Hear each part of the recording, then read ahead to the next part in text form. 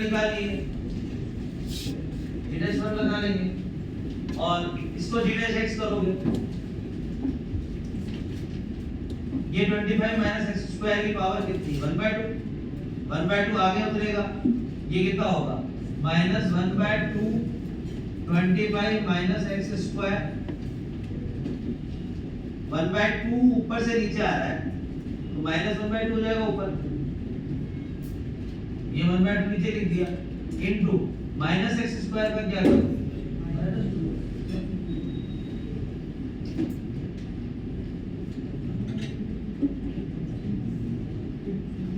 अब x को कितना टेंड कराना है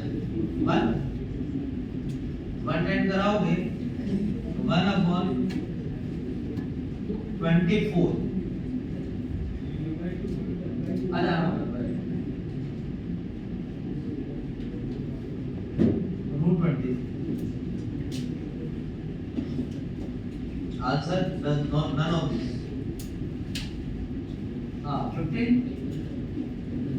15 में डाउट क्या है बताओ,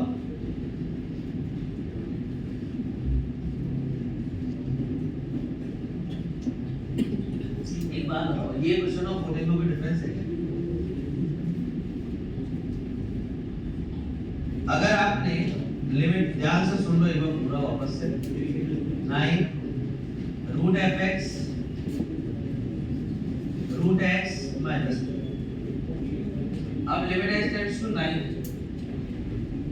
अब देखो यहाँ 9 लिखोगे तो f(9) का रूट, f(9) का रूट कितना होता है, कितना 9 रूट 9 f(9) कितना दिया हुआ है 9 का रूट लोगे कितना आएगा 3 माइनस 3 कितना होगा 0, डिनोमिनेटर में x की वैल्यू 9 लिखोगे, √9 कितना आएगा 3 माइनस 3 0, कौन सी फॉर्मेट बनी है 0/0, जब ये 0/0 की फॉर्मेट बनी तो हम एल ऑर्बिटल लगा सकते हैं, इसको एल ऑर्बिटल लगाओगे तो fx की पावर 1/2 तो क्या हो जाएगा 1/2 fx की पावर माइनस 1/2 इनटू fx का डिफरेंशिएशन कौन करेगा, f'(x) पे लिखना पड़ेगा अपने, होल अपॉन √x का 1/2 x की पावर माइनस 1/2,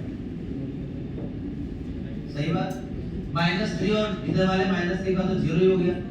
अब हमें x की वैल्यू 9 टेंड करा देते हैं, ये 9 f(9) कितना है 9 की पावर -1/2 1/3 इनटू, अच्छा 1/2 तो पहले बढ़ा दो, ये 1/3 इनटू f'9 कितना गिवन है 4, यहाँ 4 लिख दो, यहाँ पे 9 की पावर -1/2 1/3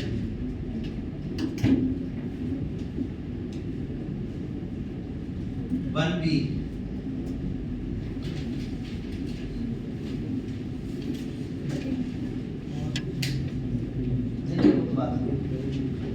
पहले लिमिट के साथ हो जाएगा 1b, क्वेश्चन नंबर 1,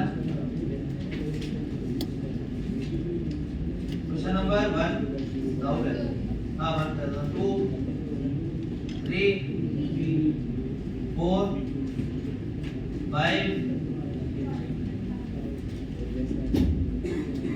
1 3 5, देखो फर्स्ट के 3 मेथड है, मैं तीनों बता देता हूँ, आपकी जो इच्छा हो वो अपना लेना।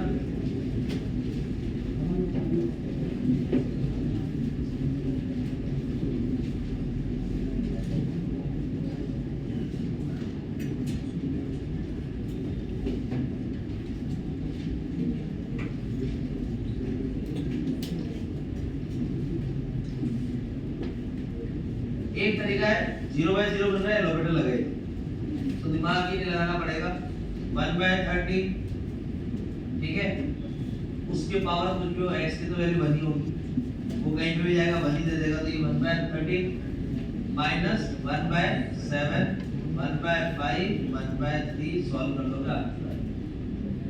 एक तरीका तो ये, दूसरा तरीका अगर आपको डिफरेंशिएट नहीं कर रहे हो, यार एट द एंड करना तो वही है, लेकिन फिर भी अपन थोड़ा सा कंफर्ट जोन -1 कर दो,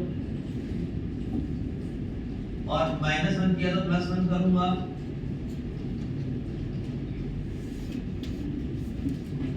सही बात। x की पावर 1/13 -1, x की पावर 1/7 माइनस अपॉन x की पावर 1/5 -1 माइनस x की पावर 1/3 माइनस कर दिया। अब इन सब के नीचे एक ही काम कर दो, x -1 से डिवाइड कर दो।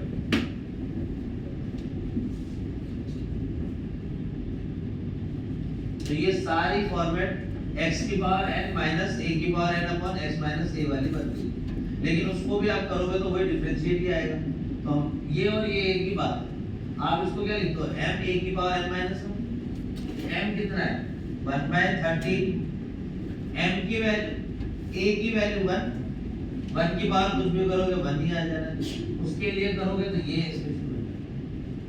तीसरा है लेकिन वो कैलकुलेटिव ज्यादा है, आई डोंट प्रीफर कि उसको करना चाहिए, बट आपको नॉलेज के लिए बताता हूँ। 13, 7, 5 और 3 का एलसीएम निकालोगे, एक बड़ी सी कुछ वैल्यू आ जाएगी। सबको मल्टीप्लाई करना बेसिकली कारण ये कि कोई भी ये सारे प्राइम नंबर है। तो बात के 15 से 105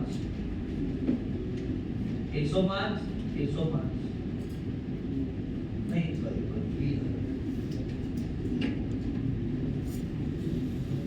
5 या 15 3 315 105 1365 ये आ रहा है। अब देखो क्वेश्चन ये है, अगर मैंने x को t की पावर 1365 t की वैल्यू 1365 लिखते हो, तो 1365 को 13 से डिवाइड करोगे तो पहली टर्म बन जाएगी t की पावर में 105 माइनस 7 से डिवाइड करते हो तो t की पावर बन जाएगा 13 × 65 × 3 5 ये बन जाएगा 195 है ना। 61 × 3 कितना होगा 195 परफेक्ट। फिर 1/5 से डिवाइड करूंगा तो 13 से 91 × 3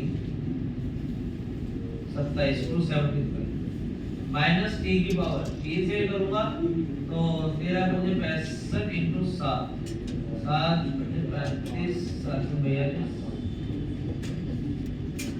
ये आ जाएगा। ऊपर कॉमन क्या लूं, अब ये 0 है 0 है, जब x 1 को टेंड करेगा तो t भी किसको टेंड करेगा 1 को। ऊपर कॉमन लिया t की वैल्यू 105 कॉमन 1 माइनस t की पावर 90, डिनोमिनेटर में t की पावर 273 कॉमन 1 माइनस t की पावर 182। तो ये दोनों तो कैंसिल आउट हो जाएंगे, 1 ही है। अब देखिए x की पावर n माइनस a की पावर है 1 माइनस t, दोनों से कॉमन फैक्टर बाहर आएगा, वो भी गया। अंदर 90 टर्म करने के, इसमें 182 टर्म करने के आंसर। मैं तो कह रहा हूं कोई सा भी मेजर करो, बस आंसर आ जाएगा। क्वेश्चन नंबर 3, हां 3 बहुत बढ़िया क्वेश्चन है। डिफरेंशिएट करा, हां एलोकेटर लगाया ऊपर। तीसरा, ये क्वेश्चन का एक तरीका है, take LCM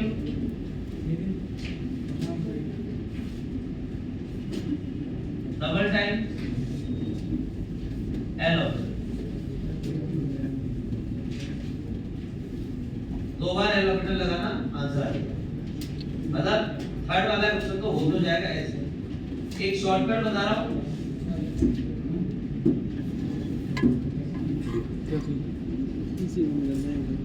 limit x tends to 1 p upon 1 minus xp।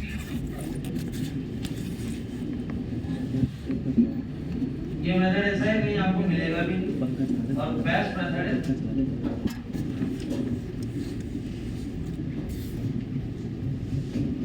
आप x को 1 अपॉन x से रिप्लेस कर दो, कोई फर्क पड़ेगा 1 पे तो कोई फर्क पड़ता ही नहीं। 1 भी ऐसा नंबर है, अगर x 1 को टेंड करे तो 1 अपॉन x भी 1 को टेंड करेगा। बाकी कोई भी नंबर नहीं है हमारे पास, -1 और 1 को छोड़ दो, क्योंकि अगर x 2 को टेंड करेगा तो 1 अपॉन x किसको टेंड करेगा 1/2। अगर x आपका 3 को टेंड करेगा तो 1 बाय x किसको टेंड करेगा 1 बाय 3। तो केवल और केवल दो ही नंबर है, एक तो 1 और एक -1। जो अगर x 1 को टेंड करे तो 1 upon x भी किसको टेंड करेगा 1 को। तो मैंने 1 upon x करा, x जगह 1 upon x डाल दिया, x की पावर p -1। इस समझ में आया क्या किया बोलो। x को 1 upon x रखो तो यहाँ 1 upon xp आएगा, एलसीएम लूंगा xp -1, नीचे का xp ऊपर चला जाएगा। इसमें भी यही काम करूंगा, x क्यू अपॉन, यहाँ तक ठीक है। अब दोनों का ऐड कर दो। हाँ इसी यही तो मैं बोल रहा था भी कि अगर x टेंड्स टू 1 है, मैंने अच्छा एक चीज समझो, ये कर ठीक है, मैंने x को 1 upon x को t रख, तो अगर x 1 को जा रहा है t भी तो 1 को ही जा रहा है, ये बात समझ में आ गई। या यूं कहूं, ऐसे समझ लो, ये रखा हो तो x की जगह 1 upon t रखा, यही आएगा। x की जगह सब जगह मान के चलो, आंखें आपकी आप x नहीं देख रही, t देख रही और t टेंड्स टू 1 हो रहा है, तो मैं t को x से रिप्लेस कर दूंगा, कोई फर्क पड़ेगा नहीं, लेकिन दोनों को ऐड करने पर अपना आंसर ही आ जाएगा x टेंड्स टू 1। अब आप इन दोनों को ऐड करो, क्या आएगा बताओ। दोनों ऐसे बनेगा,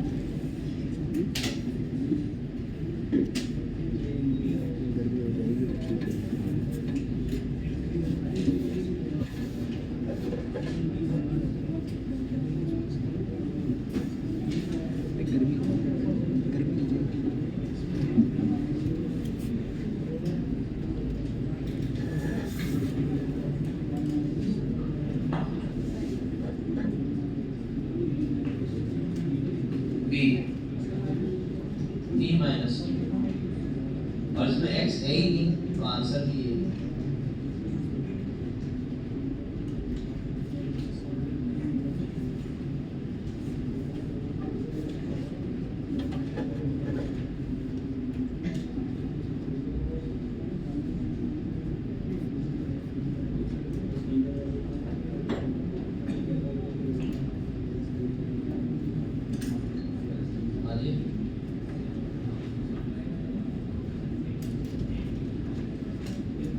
यही आता, वही तो बोल रहा हूँ, 1 और -1 में दिक्कत नहीं आएगी, सिर्फ दिक्कत आएगी जैसे, और बाकी में हम करते भी नहीं है, जैसे अगर x इनफिनिटी को टेंड कर रहा होता है तो 1 upon x कर देता, पर t टेंड्स टू 0 कर देता है, तो उस समय हम दोनों को ऐड नहीं कर पाएंगे क्योंकि लिमिट तो चेंज हो रही है।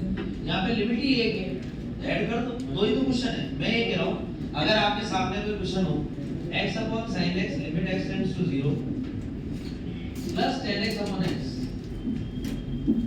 तब भी आप आंसर तो नहीं बोलोगे ना, इसमें और इसमें दोनों में, और मैं इसको हटा के नीचे लिखूं तो दोनों की लिमिट सेम, दोनों को ऐड करने में दिक्कत क्या है। फंक्शन तो आपका नया फंक्शन बन जाएगा ये बात। कुल मिला के जब लिमिट सेम है तो ऐड कर सकते हो, लिमिट अलग अलग है तो आप ऐड नहीं कर पाओगे।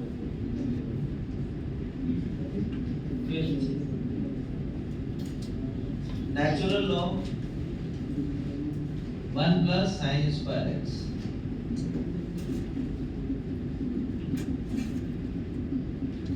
कॉट को लिख दिया tan। समझना, बहुत सिंपल सा क्वेश्चन पूछा है आप लोगों ने।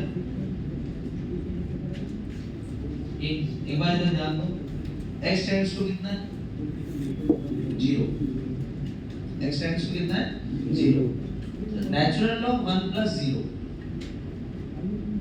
अपॉन 0 ले आऊंगा तो वो 1 हो जाएगा, तो डिनोमिनेटर में डिवाइड किससे करूंगा sin स्क्वायर x से। अगर sin स्क्वायर x से डिवाइड किया तो मैंने मल्टीप्लाई भी किससे कर दिया sin स्क्वायर x से, तो ये वैल्यू हमारे पास क्या हो जाएगी 1, क्योंकि ln 1 plus 0 upon 0 1 हो जाएगी। अब आइए tan पे, tan में ये पूरा 0 रखने पर 0 ही आ रहा है, x की वैल्यू 0 रखने पर ln 1 0 tan 0 upon 0 1 होता है। जैसा यहाँ है वैसे ऊपर मार्क कर दो। अगर ये मार्क ऊपर किया है तो नीचे भी करना पड़ेगा, सही बात। फिर ये वैल्यू कितनी होगी 1। उसके बाद ln 1 plus x upon x क्या होता है 1, जब x किसको जा रहा होता है 0, x तो 0 पर जा ही रहा है, ln 1 प्लस x भी आ रहा है, ऊपर क्या चाहिए मुझे x स्क्वायर, क्योंकि इस बार ln स्क्वायर ऊपर यहाँ चाहिए तो यहाँ पे भी बैलेंस कर दो, तो ये भी कितना हो गया 1 और ये भी कितना हो गया।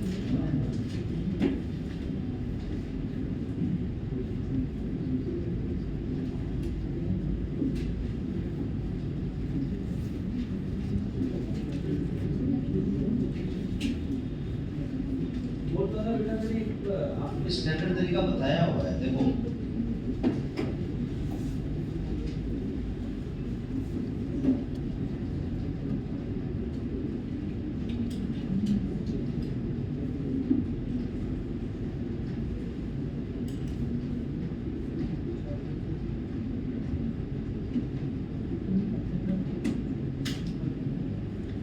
आपको ये चाहिए है ना, तो 1 प्लस 10x ऊपर आ गया डिनोमिनेटर में, या 1 प्लस 10x की पावर 2 है माइनस 10x की पावर 1 है। ये तो आपका न्यूमरेटर वाला पार्ट हो गया। डिनोमिनेटर में क्या लिखा होगा 1 माइनस 2 cos स्क्वायर को माइनस cos 2x लिख सकते हो, माइनस ऊपर ले गए बाहर और नीचे डिनोमिनेटर में cos 2x है ना, cos 2x का मतलब 1 माइनस tan स्क्वायर और 1 प्लस tan स्क्वायर, ऊपर आ गया 1 plus tan square 1 minus tan x,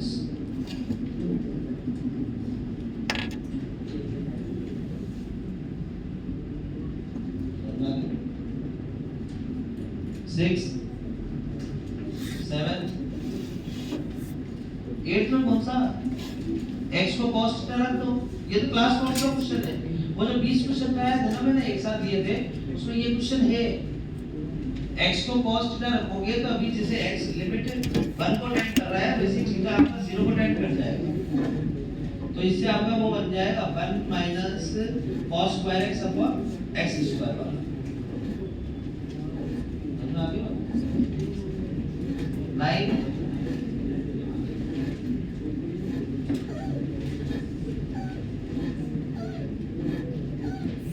में इंफिनिटी माइनस इंफिनिटी का फॉर्मूला है, तो रेशनलाइज कर दो, हो गया ना ये, और पॉजिटिव इंफिनिटी है ना,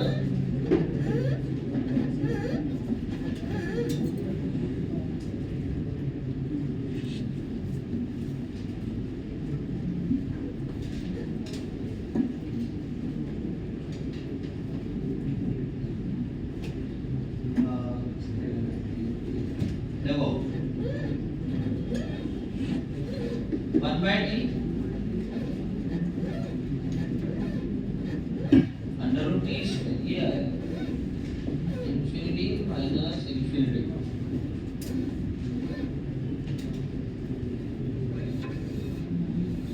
अरे तो क्यों मेहनत कर रहा हूं, 0 है ना साफ, अरे यार मतलब जो बोला वही सही था, कोई मतलब नहीं है 0 upon x plus under root 1 plus x square, denominator infinity हो जाएगा तो वैल्यू 0 हो जाएगी, आईडी फॉर्म ही 10 क्लास में मिलेगा क्वेश्चन नहीं 1 by 3 नहीं आता, 1 by 2 की पावर 8 आता है, अरे एमएनई का 15वां क्वेश्चन तो यही है, तो इसमें नहीं, इसमें L by 4 पूछा है और L की वैल्यू आती है 1 by 2 की पावर 8 और ऊपर 8 ऑलरेडी है मल्टीप्लाई, तो ये हो जाएगा 2 की पावर 5 और 2 की पावर 5 और 2 की पावर 2 2 की पावर 7, आंसर है डी 2 है। ये 13 ज्यादा देना मैंने गलती से दे दिया, डिफरेंशिएबल है ना तो मैंने गलती से दे दिया यार साहब।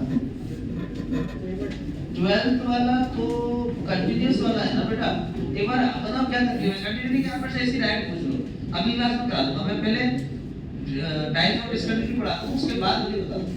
नहीं तो फिर वही ना, 2 ही क्लास आ रही है, तो अगली क्लास में पूरा डिस्कस कर दूंगा, कोई दिक्कत नहीं। 2a 1 2 3 1 1 वाले तो क्वेश्चन बहुत सारे मॉड्यूल में बढ़िया है, एक ही बार पूछ लो बस। 1 minus cos bx 2 sin square bx upon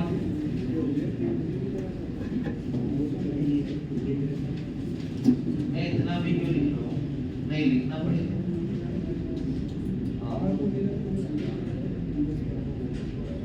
और उसका रूट और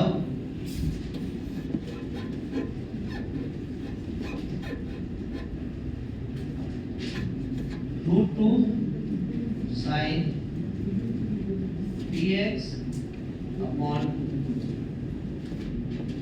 का मॉड आएगा, और अल्फा पॉजिटिव रूट को ट्राई अटेंड कर रहा है, तो p अल्फा पॉजिटिव, तो अल्फा पॉजिटिव, तो px जो है वो x माइनस 2 और x प्लस 1 है, तो -1 और 2 क्रिटिकल पॉइंट, ये पॉजिटिव ये नेगेटिव ये पॉजिटिव होगा, तो 2 का पॉजिटिव जाएगा तो px पॉजिटिव ही खुलेगा, साइन पॉजिटिव ही आ रहा है, तो यहाँ पे भी px अपॉन 2 लिख दो, इनटू में px अपॉन 2 ले आओ,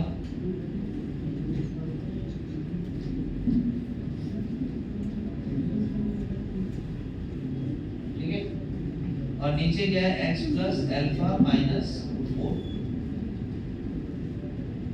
अब देखो ये तो रूट 2, ये अल्फा के पॉजिटिव पे ये जीरो, अल्फा का पॉजिटिव, अल्फा पर ये तो जीरो को ऐड कर रहा है ना, अल्फा पे बोल रहा है ना, ये तो अल्फा के पॉजिटिव है, तो अल्फा के पॉजिटिव में ये जीरो को ऐड कर रहा है, तो ये 1 को हो गया। अब px तो हमारा फैक्टर है x माइनस अल्फा, अल्फा क्या है, अल्फा पॉजिटिव क्या है 2 है ना, तो px को हमने लिखा अल्फा माइनस 2 अल्फा प्लस 1, ठीक है, और 2 टाइम्स हमारे पास यहाँ पर x माइनस 2 आ जाएगा, अल्फा की वैल्यू 2 है, अल्फा माइनस 2 ये गया ये गया, ये अल्फा को 2 रखोगे तो 3 आ जाएगा,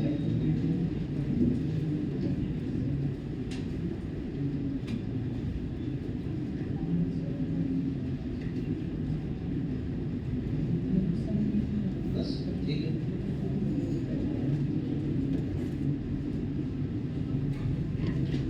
टू ऊपर को अलग सॉल्व करो, अंडर रूट तो मुझे पूछ के तो क्या है 1 minus x square plus x को रेशनलाइज कर दो ना यार, अपॉन x रेशनलाइज कर दो, तो 1 से 1 गया, x square plus x 4 upon x plus में आ जाएगा, प्लस में x से ऊपर काटूंगा तो x प्लस x क्यूब बचेगा, और नीचे आपके पास नॉन जीरो बच रहा है, x टेंड्स टू 0 पर ये वैल्यू पूरी वैल्यू क्या मिल रही है 0, e टू द पावर में 0 माइनस 1 अपॉन 0 वैल्यू बन गई। थर्ड और कौन सा दे दो उसके बाद 6 दिया था क्या 6 फोर्थ में बाद में जो 6 अरे तुमने साथ में दिया था, अब 6 फिफ्थ में क्या दिक्कत आ गई,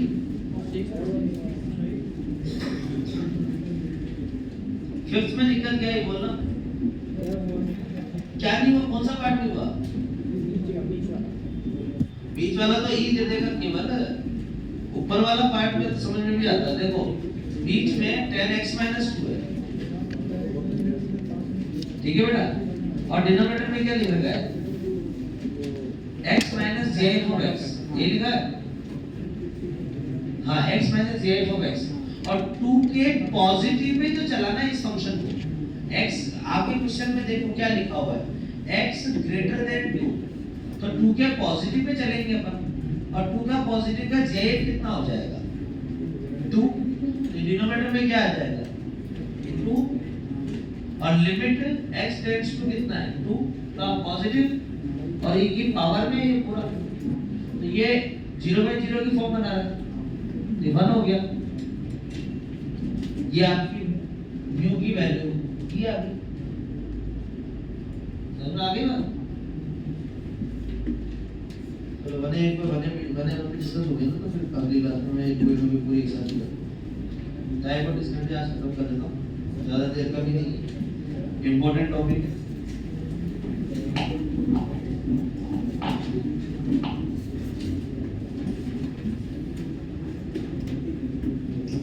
Types of discontinuity.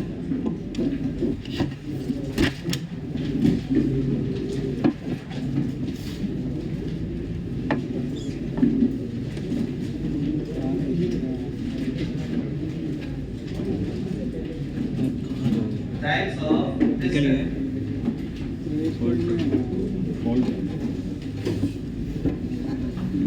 इसमें 2 टाइप की डिसकंटिन्यूटी होती है।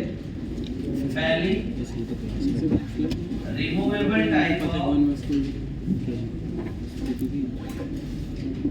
डिसकंटिन्यूटी, और दूसरी होती है बाहर निकाल दूंगा अगर पीछे उठा दो।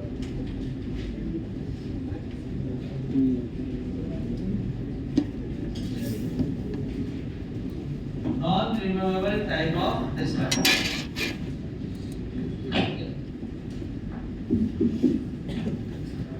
ये मिला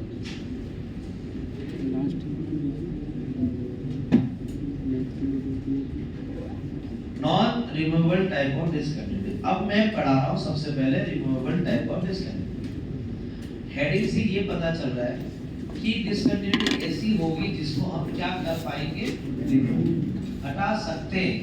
पॉसिबल है कि उसकी डिसकंटिन्यूटी को रिमूव कर सकते हैं। अगर क्वेश्चन ये कहे कि ऐसा क्या करोगे इस सिचुएशन पे कि आप डिसकंटिन्यूटी को रिमूव कर पाओ, तो आप कर सकते हो। तो ये 2 टाइप वो होंगी। फंक्शन चेंज नहीं करना है, आप बस क्या वैल्यू चेंज करोगे कि ये फंक्शन क्या बन जाए, कंटीन्यूअस। रेयरली कभी कोई पूछता है ऐसा, बट हेडिंग का नाम रिमूवेबल लिखा है इसीलिए कि हम रिमूव कर सकते हैं। अभी देखो क्या होता है इसमें भी 2 टाइप के होते हैं। एक होता है मिसिंग पॉइंट, क्या होता है मिसिंग पॉइंट डिसकंटिन्यूटी, और दूसरा टाइप है इसी में आइसोलेटेड पॉइंट डिसकंटिन्यूटी। ठीक है, अब सुन लो पूरी, ये इतना बड़ा मॉड्यूल उठा के ना, बहुत बड़ी थ्योरी लगी है ना। 6 ग्राफ क्वेश्चन का टॉपिक खत्म। मिसिंग पॉइंट, इसकी हेडिंग से क्या समझ में आ रहा है कि पॉइंट मिस हो रहा होगा, मतलब डोमेन में वो पॉइंट होगा ही नहीं, बात ही करना। लेकिन कंडीशन क्या होगी वो बता। ये अलग दिया, ये ए दिया, मैंने ये कहा कि फंक्शन का लेफ्ट हैंड लिमिट और right hand limit, left hand limit भी आपका L1 को जा रहा है और राइट हैंड लिमिट भी क्या आ रहा है, L1 को ही जा रहा है। मतलब मिसिंग पॉइंट में लिमिट क्या होगी, 100% लिमिट एग्जिस्ट करेगी। लिमिट एग्जिस्ट कर रही है, तो लिमिट एग्जिस्ट होने से क्या आप फंक्शन को कंटीन्यूअस बोल पाओगे? बोलो, आपको पढ़ाया ना ये चीज को। क्या अगर आपकी लेफ्ट हैंड लिमिट और राइट हैंड लिमिट बराबर हो गई तो क्या आप कह दोगे कि कंटीन्यूअस हो गया ये? नहीं, कंडीशन एक और होती है, कौन सी? वो वैल्यू के बराबर भी होना चाहिए फंक्शन की वैल्यू के। और यहाँ पर f of a is missing, f of a is not defined as x is not equals to a, या x equals to a is,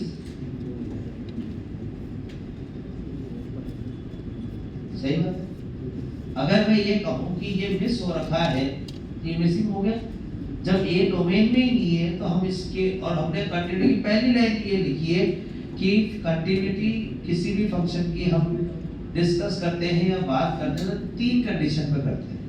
पहली, fx should be defined at x equals to a, दूसरा left hand limit right hand limit बराबर हो, और तीसरा वो जो limiting value जो बराबर आ रही है वो फंक्शन की वैल्यू के भी बराबर हो।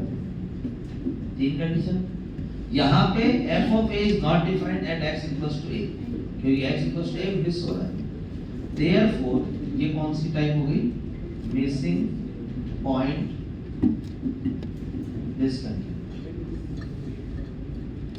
लिमिट एग्जिस्ट हो रही है बट फंक्शन की वैल्यू ही नहीं है, डिस्कंटिन्यूटी हो गया। ये टाइप कौन सा हुआ? Missing point. अब आइसोलेटेड पॉइंट में क्या होगा?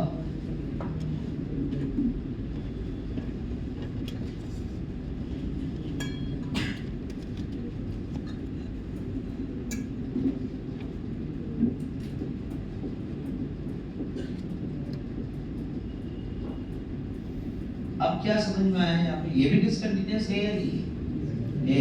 का कारण लिमिट एग्जिस्ट बट फंक्शन की वैल्यू के बराबर नहीं है।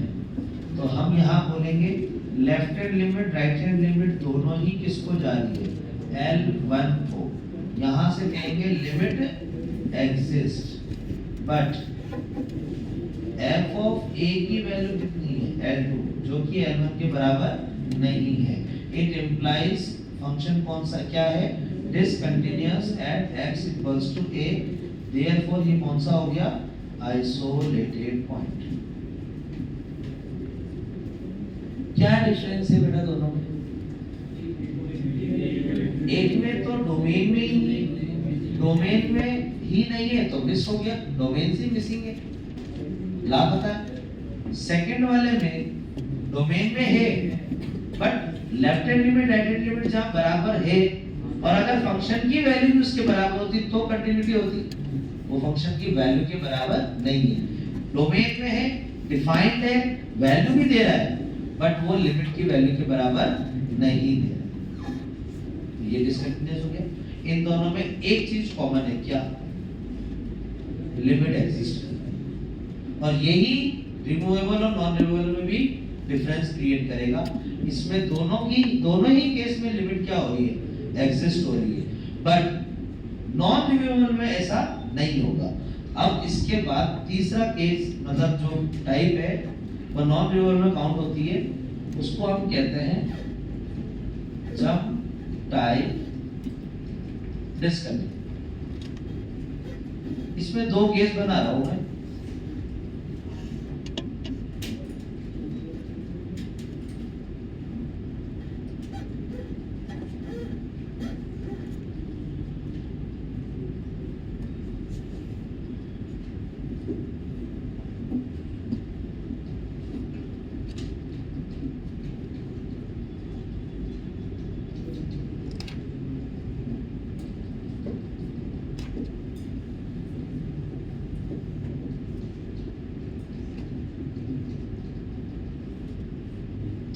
जब टाइप डिसकंटिन्यूटी, ठीक है। देखिए f ऑफ a का नेगेटिव किसको टेंड कर रहा है? L1। किसको टेंड कर रहा है? L1। a का पॉजिटिव किसको टेंड कर रहा है? L2। और यहां से आपने बोला limit does not exist, no comments over the function की वैल्यू। मुझे क्या करना? मेरी तो फंक्शन की वैल्यू लिमिट एग्जिस्ट नहीं करे तो फंक्शन की वैल्यू हो या ही ना ही हो, हमारे लिए तो ना ही के बराबर है, क्योंकि लिमिट ही एग्जिस्ट नहीं करे तो हम कंटिन्यूटी की बात करेंगे।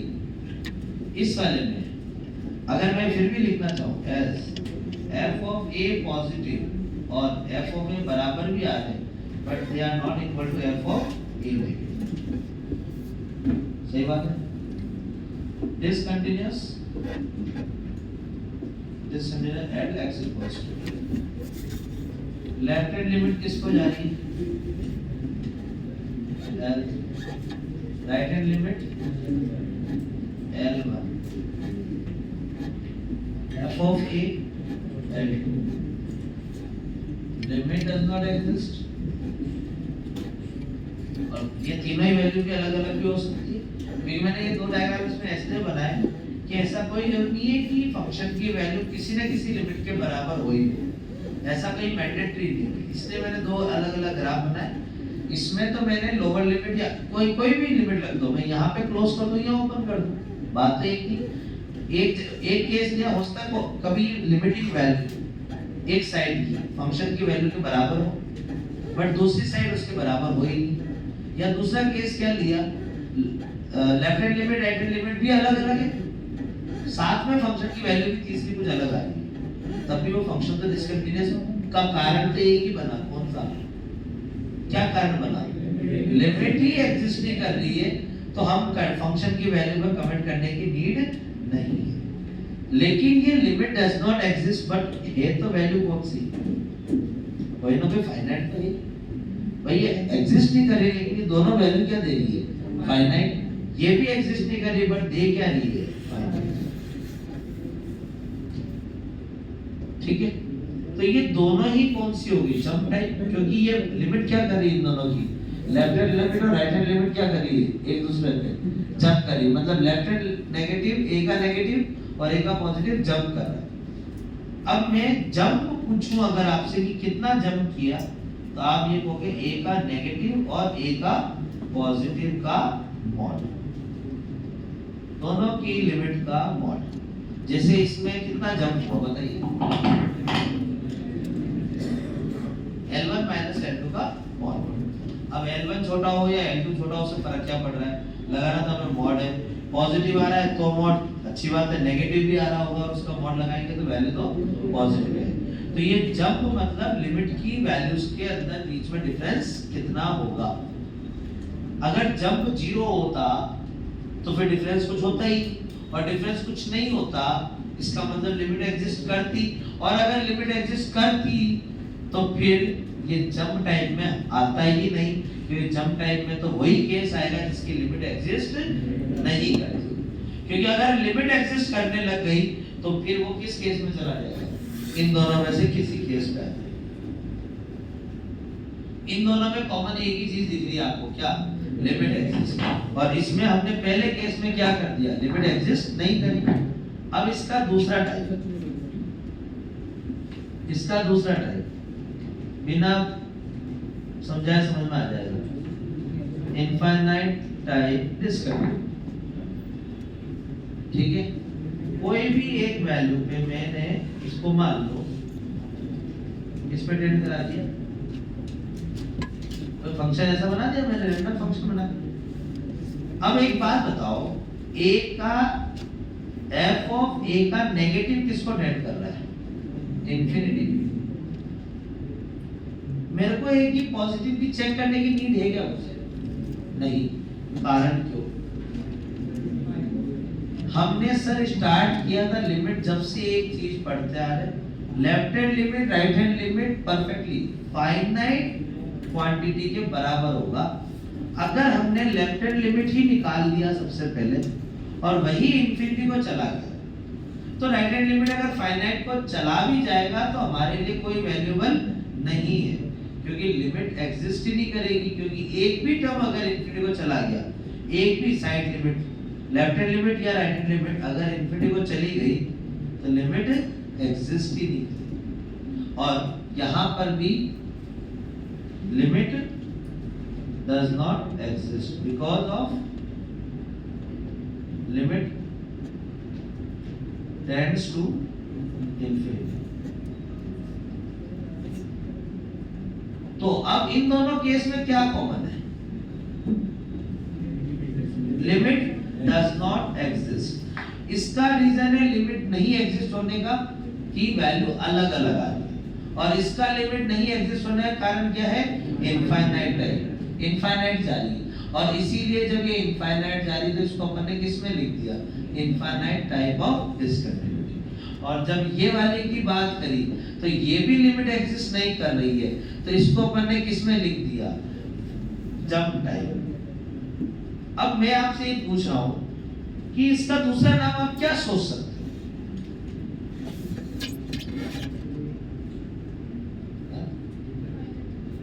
फाइनाइट टाइप ऑफ डिसकंटिन्यूटी, क्या सोच सकते हो? फाइनाइट टाइप ऑफ डिसकंटिन्यूटी, मैंने वर्ड लिखा इसीलिए था।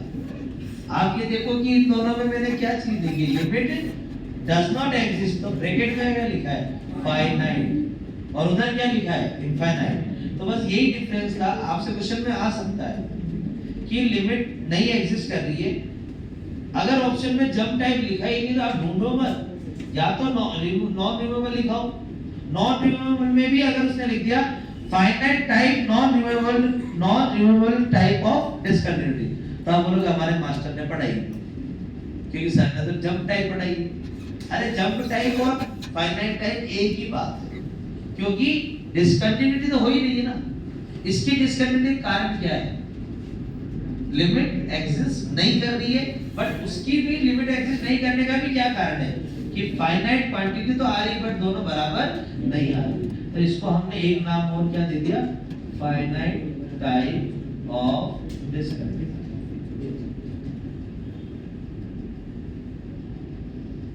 समझ आ गई? लास्ट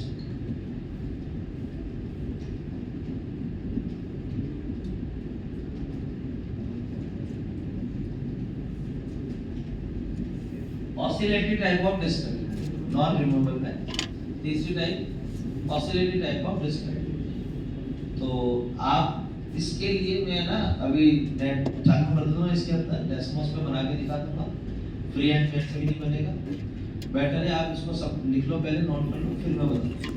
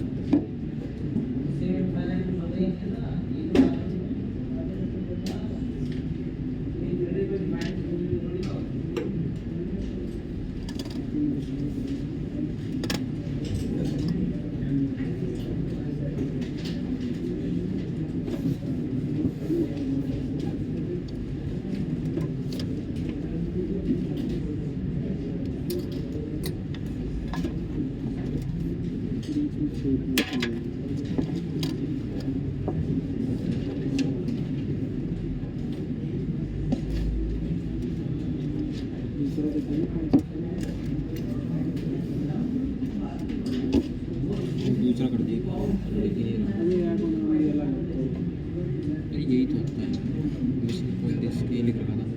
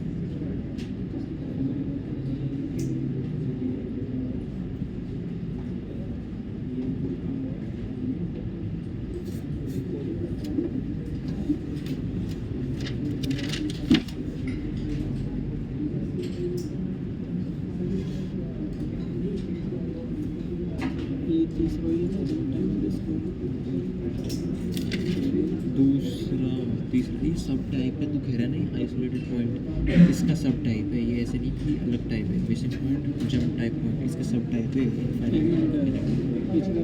एक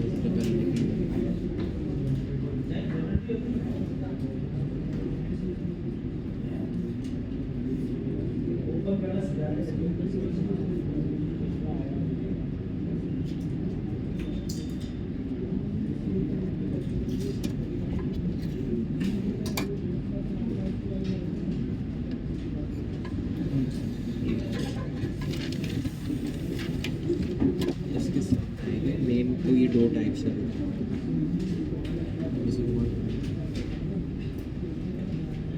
ये इसके सिमिलर भी है देख इस ये इसमें कुछ ऊपर है थोड़ा तो डिफरेंट है सब टाइप इसका सब टाइप है इसमें नाम किसी के सब टाइप है मेन तो वही है टाइप है उसी के सब टाइप है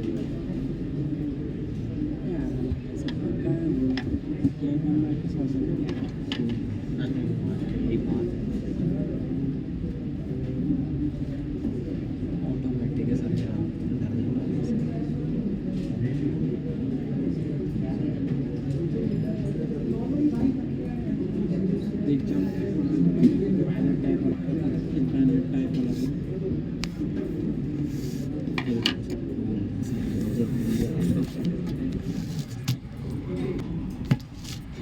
हमने जो फंक्शन लिया है, देख लो एक बार मैं बताता हूँ फंक्शन क्या है।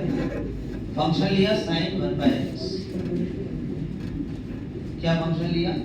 sin 1/x। अब x की वैल्यू अगर आप, एक क्वेश्चन आपने एमएलए में किया था, पहले आप वो सुनो। sin x upon x, x tends to infinity, याद है? उसमें मैंने ये कहा था कि न्यूमरेटर की वैल्यू जब एक्सप्रेशन बन रहा है sin infinity upon infinity, expression ये बन रहा था sin infinity upon sin infinity, sin x upon x limit x tends to infinity. ठीक है, तो ये क्या बन रहा था आपका? इंफिनिटी अपॉन इंफिनिटी नहीं बन रहा था। हमें ये लगा, हमारा डाउट ही ये था कि क्वेश्चन सॉल्व कैसे होगा। जब ये डाउट इसलिए हुआ था क्योंकि डिनोमिनेटर तो इंफिनिटी को टेंड कर ही रहा है, हम इसको मानते थे कि ये भी इंफिनिटी को टेंड कर रहा होगा। लेकिन क्वेश्चन में ये तो ट्विस्ट था कि आईडी फॉर्म ही नहीं है। कारण न्यूमरेटर कुछ भी कर लो, आपको किसको दे रहा है? -1 से 1। बस वही कांसेप्ट यहां पे सीखेंगे हम। ये वैल्यू -1 से 1 होगी, ठीक है। और न्यूमरेटर हमेशा एक फाइनाइट क्वांटिटी देगा, तो डिनोमिनेटर हमेशा इंफिनिटी को जा रहा है, तो ओवरऑल वैल्यू हमेशा 0 को जाएगी। इसीलिए इसका आंसर हमने क्या बोल दिया था? 0। ये बात तो सबको समझ में आ गई थी, वो एमएलए में क्वेश्चन था, सॉल्व कर लिया था।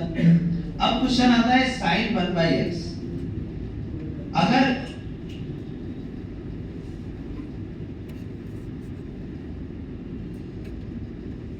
बिल्कुल नहीं चाहिए क्लास में, अगर आपको बात करनी है बाहर जाके बात करके आ जाओ आराम से, तो मना भी नहीं कर रहा हूं, मैं डांट भी नहीं रहा हूं।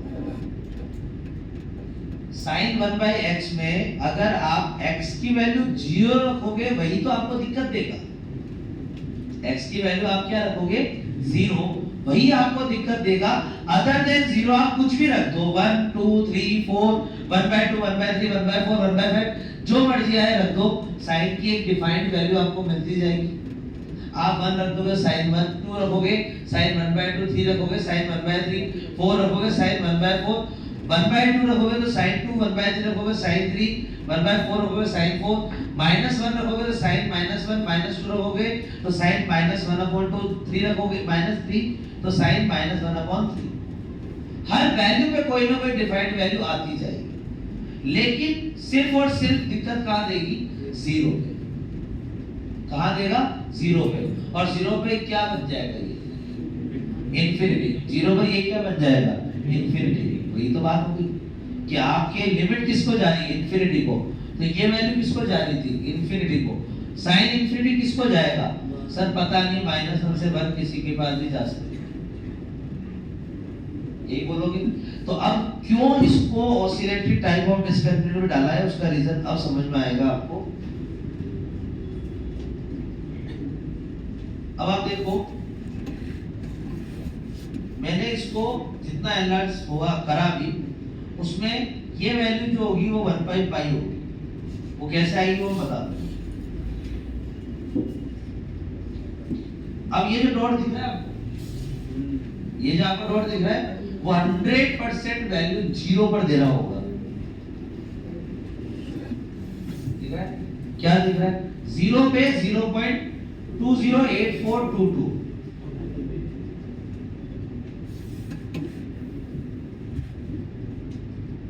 अब देखो, ग्राफ सिर्फ स्ट्रेच नहीं कर रहा, इनिशियल स्टेज पे ये वाला जो पॉइंट है वो भी 0 दे रहा है। क्या वैल्यू मिल रही है आपको? 0 पे -0.43805। अब मैंने और थोड़ा सा एनलार्ज करा, आपको बाकी ये सब जो वैल्यू हो तो 1 है, क्योंकि साइन का ग्राफ इससे ऊपर तो जाना ही नहीं।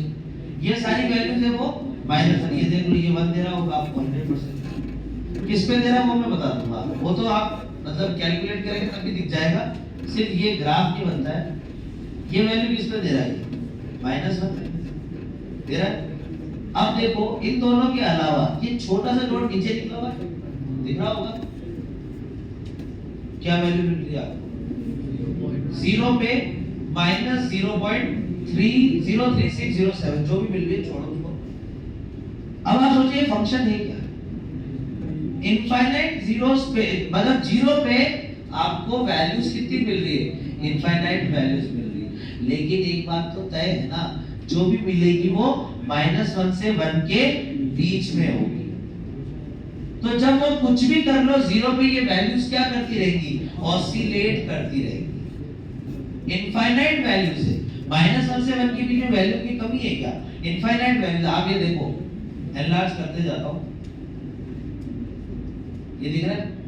अभी आपको ये दिख रहा था पहले इनिशियल पे कि ये इतना सा ब्लॉक है और स्ट्रिंग यहां से स्ट्रिंग और यहां तक स्ट्रिंग जा रही है। जैसे ही आपने एक प्लस करा, कुछ थ्रेड्स की तरह वापस बाहर निकल लग गया, और आपने स्ट्रेच करा और बढ़िया हो रहा है। अब स्ट्रेच करते जाओ, दिख रहा है आपको, और बढ़ता जा रहा है। अभी ये सारे पॉइंट कैसे निकल रहे हैं वो मैं तो बता दूंगा आपको, दिख रहा है आपको। अब आप ये वाला जो पॉइंट है वो आ रहा होगा, जो भी आ रहा होगा वो देख लीजिए।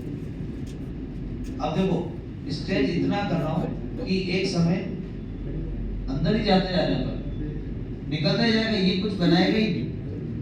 ये देखो, पहले तो लगा था कुछ बना देगा, ब्रेक हो रहा होगा, कुछ नहीं हुआ। अब इसके बीच में जीरो ढूंढ लो, देखिए नहीं है। उसका रीजन भी तो यही है कि जीरो पर वैल्यू डिफाइन की क्या मिलेगी, मिलेगी कौन सी, -1 से 1, बट क्या मिलेगी वो बता दी। और अगर आप यहाँ पर देखते हो तो जैसे ही मैंने थोड़ा सा एनलार्ज करा, ये वैल्यू आपको अभी नोट करके रखो। अब एक एक पॉइंट जो मैं बोल रहा हूँ ये नोट करो, 0.31831। हाँ ये नोट कर लो, अभी बताऊंगा।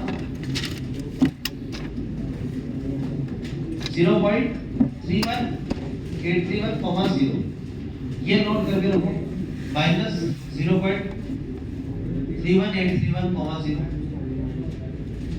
उसका अगला पॉइंट है 0.159150, 0.159150, और ये वही नेगेटिव हो जाएगा, 4 पॉइंट बहुत तक नेगेटिव। ठीक है, ग्राफ देख तो लिया, ऑसिलेट कैसे कर रहा है वो भी समझ में आ गया। जीरो पर डिफाइंड वैल्यू आ जाती तो आंसर जीरो पे बता देता मैं। जीरो पर जो वैल्यू आ रही है वो -1 से 1 के बीच में कुछ ना कुछ आएगी, इसीलिए ये डिसकंटीन्यूअस हुआ, क्योंकि लिमिटिंग वैल्यू तो हमेशा एक फाइनाइट क्वांटिटी आती है। इनफाइनाइट वैल्यूज थोड़ी ना पढ़ाया कभी आज तक, पूरा लिमिट चैप्टर खत्म हुआ। हमने जब भी कोई क्वेश्चन सॉल्व किया x टेंड्स टू 0 पर, हमेशा एक फाइनाइट क्वांटिटी की तरफ अपन टेंड कर रहे हैं। 2 3 100 200 जो भी हो रहा होगा, एक फाइनाइट क्वांटिटी की तरफ अपन क्या कर रहे थे, टेंड कर रहे थे। ये थोड़ी है कि आपकी लिमिटिंग वैल्यू -1 से 1 के बीच में आ जाएगी, आप तो लिखो आंसर। 0 आनी है तो 0 आनी है, 1/2 आनी है तो 1/2 ही आएगी। ये नहीं है 1/2 के आजू बाजू में सारी वैल्यू ले दो। तो अगर मैं ये कहूंगा 0 पर लिमिटिंग वैल्यू कितनी होगी, तो आप बोलोगे -1 से 1। अब अगर ये -1 से 1 बोल रहा हूँ वो भी तो गलत कह रहा हूँ, क्योंकि लिमिट तो हमेशा एग्जिस्ट करनी चाहिए कंटिन्यूटी के लिए। ये कंटिन्यूअस ही क्योंकि इंटरवल दे रहा है, और अगर ये इंटरवल दे रहा है तो ये डिसकंटिन्यूअस है। बस इसके डिसकंटिन्यूटी कारण क्या है, अब सुनो डिसकंटिन्यूटी कारण क्या क्या पढ़े हमने। लिमिट एग्जिस्ट नहीं करनी चाहिए, तो लिमिट एग्जिस्ट नहीं करने के भी दो कारण, लेफ्ट हैंड राइट हैंड हो सकता है वरना हो, और दूसरा इनफाइनाइट जा रहा हो। तो ना ये इनफाइनाइट जा रहा है, ना ये लेफ्ट हैंड राइट हैंड को अपन अलग बोल पा रहे हैं। तो हमने बोला क्या कि सर 0 पर वैल्यू इनफाइनाइट आ रही है, इतनी वैल्यूज आ रही है, लेकिन आपको -1 से 1 के बीच में नहीं ऑसिलेट कर रही, कभी